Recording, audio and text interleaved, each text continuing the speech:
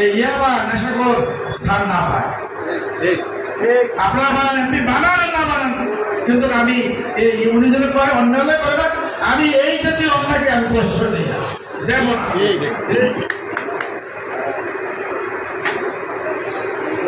আসলে অনেক গরম লাগতেছে।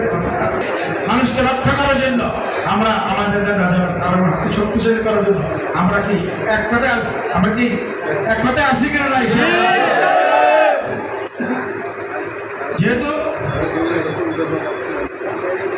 যেহেতু উনি এই দেশ থেকে অন্যায় অবিচারকে দূর করে একটা সুন্দর বলিষ্ঠ দেশ শান্তি হৃদয় করতে চান, উনি এই লক্ষ্যে কি করছেন? 31 দফা উনি কর্মসূচি দিয়েছেন।